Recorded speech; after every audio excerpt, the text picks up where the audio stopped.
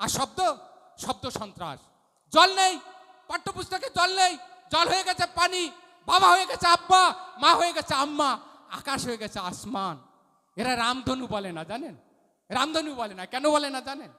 পুরুষোত্তম ভগবান শ্রী রামচন্দ্র দীর্ঘদিন যাদের আমরা মন্দির দিতে পারিনি, আমরা অযোধ্যায় তাকে মন্দির দিতে পেরেছি।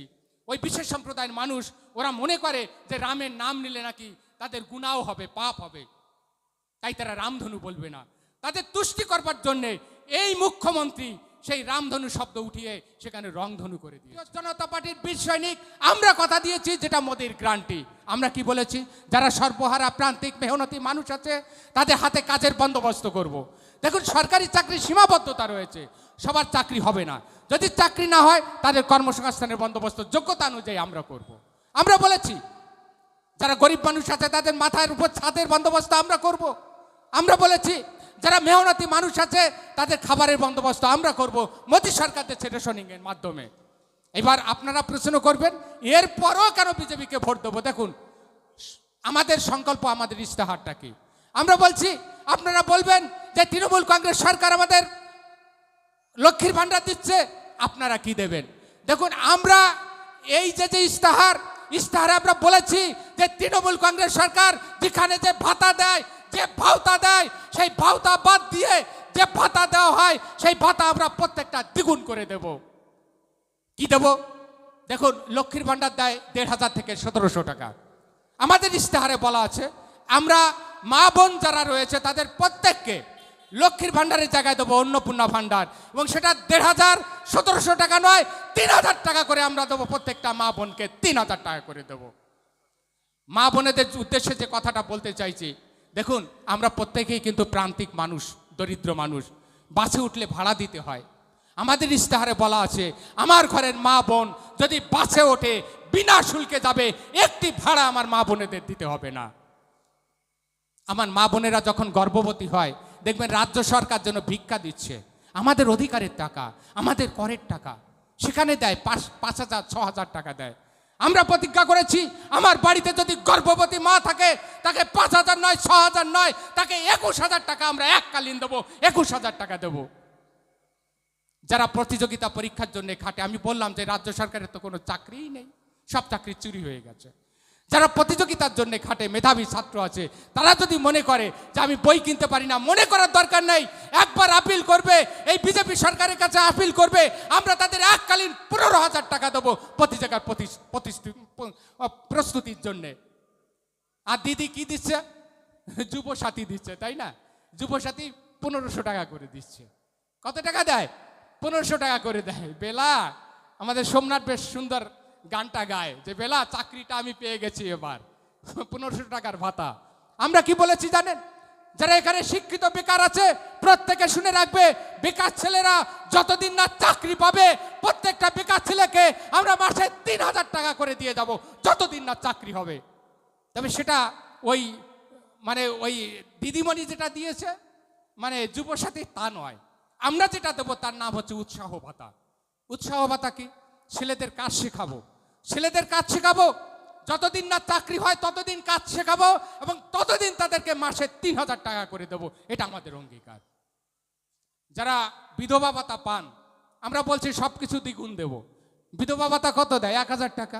আমরা বলছি আমরা ২,০০০ টাকা করে দেবো। বার্ধক্য ভাতা দিদিমণি কত দেয়? ১,০০০ টাকা দেয়। আমরা বলছি ওটা ২,০০০ টাকা করে দেবো, ২,০০০ টাকা করে দেবো। তারপর বলছি ওপার বাংলা থেকে ছিন্নমূল যারা এখানে এসছেন, ওপার বাংলা ছিন্নমূল, আপনাদের উদ্দেশ্যে বলছি এখানে অনেকে মতুয়া সম্প্রদায়ের মানুষ আছে। বন্ধু সরকার যদি প্রতিষ্ঠা পায় আমরা মতুয়া দলপতিদের ভাতার বন্দোবস্ত করব। এটা আমাদের অঙ্গীকার। যারা সুন্দরবনে মাছ ধরতে যায় তাদেরকেও আমরা ৬,০০০ টাকা বার্ষিক এককালীন দেব। কিষাণ সম্মান নিধি, এখানে আমরা অধিকাংশ কৃষক পরিবারের লোক আছি, আমাদের জমি জমা আছে। আমরা অঙ্গীকার করেছি মোদী সরকার যদি প্রতিষ্ঠা পায়, বিজেপি সরকার যদি প্রতিষ্ঠা পায়, স্বপন মজুমদার এখান থেকে নির্বাচিত হবে, আমরা প্রতিশ্রুতি দিচ্ছি এই কিষাণ সম্মান নিধি ৯,০০০ টাকা করে দেবো, ৯,০০০ টাকা করে দেবো। এটা আমাদের অঙ্গীকার। কি চাই বলুন তো? দিদিমণি আবার কি মা হোটেল বানিয়েছে, তাই না? যে ৫ টাকায় দিয়ে খাবেন। আমরা বলছি আমাদের প্রতিশ্রুতি এটা, সাব ডিভিশনের স্তর পর্যন্ত যত শহর আছে প্রত্যেকটা শহরে আমরাও দেব ওটা বিনামূল্যে খাবার পাবে, পেট ভরে খাবে গরিব মানুষ, একটা পয়সা করে দেওয়া লাগবে না।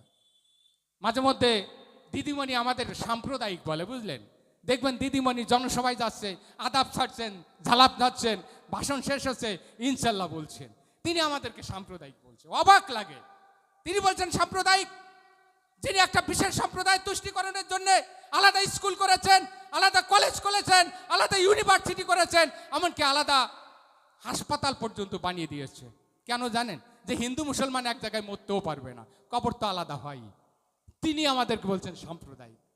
আজ আপনাদের কাছে আমি প্রশ্ন করতে চাই, যখন করোনা কাল আসে, করোনার সময় আপনারা দেখেছেন যাদের জনধন যোজনায় অ্যাকাউন্ট ছিল, প্রত্যেক মাসে 500 টাকা করে 3 মাস মোদী সরকার আপনাদেরকে দিয়েছে। উজ্জ্বলা গ্যাস, একটা করে গ্যাস 3 মাস বিনামূল্যে মোদী সরকার আপনাদের দিয়েছে।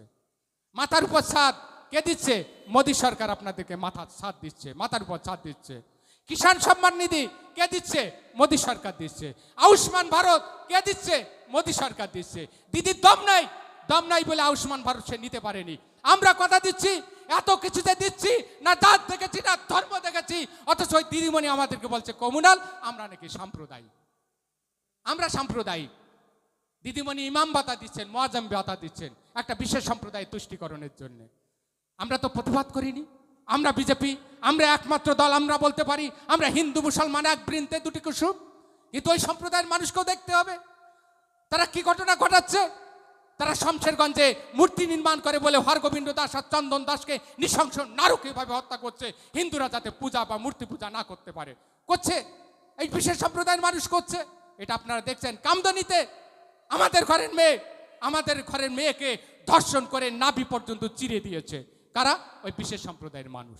এই বিশেষ সম্প্রদায়ের মানুষের তুষ্টিকরণ করছে দিদিমণি, আর তুষ্টিকরণ করে বলছে আমরা নাকি সাম্প্রদায়িক। তাদের জন্য ইমাম ভাতা, মুয়াজ্জম ভাতা, অথচ আমাদের ঘরে পুরোহিতরা রয়েছে, তাদের কোনো ভাতা নেই।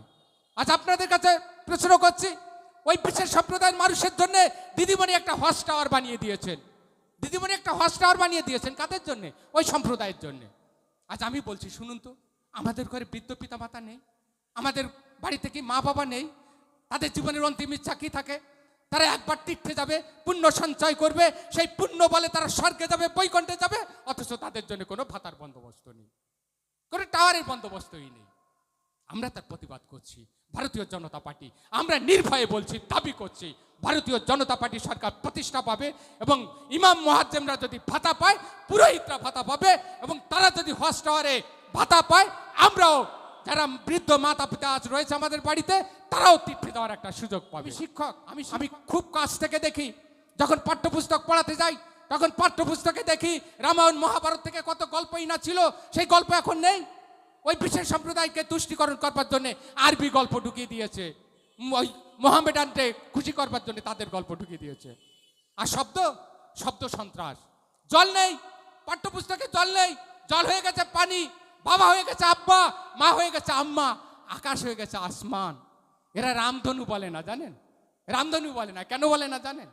পুরুষোত্তম ভগবান শ্রী রামচন্দ্র দীর্ঘদিন যাদের আমরা মন্দির দিতে পারিনি, আমরা অযোধ্যায় তাকে মন্দির দিতে পেরেছি। ওই বিশেষ সম্প্রদায়ের মানুষ ওরা মনে করে যে রামের নাম নিলে নাকি তাদের গুনাহ হবে, পাপ হবে, তাই তারা রামধনু বলবে না। তাদের তুষ্টি করবার জন্যে এই মুখ্যমন্ত্রী সেই রামধনু শব্দ উঠিয়ে সেখানে রংধনু করে দিয়ে। কোথায় আছেন? শুধু হরগোবিন্দ দাস নয়, শুধু চন্দন দাস নয়, যেখানে মেজরিটি পাবে সেখানে আপনি আপনার উৎসব করতে পারবেন না, আপনার আচরণীয় বিষয় করতে পারবেন না, অনাচরণীয় বিষয় আপনি করতে পারবেন না। ইতিমধ্যে হরিণঘাটার মতন জায়গায় সরস্বতী পূজা বন্ধ করে দিয়েছে। হরিণঘাটের মতন জায়গায় শুভেন্দু অধিকারী, অসীম সরকার থেকে সেখানে সরস্বতী পূজা করেছে। মালদা, মুর্শিদাবাদের মতন জায়গায় সেখানে আমরা সরস্বতী পূজা করতে পারি না। বাংলাদেশে দীপু দাস কি নৃশংস নারকীয়ভাবে জীবন্ত পুড়িয়ে মারা হয়েছে।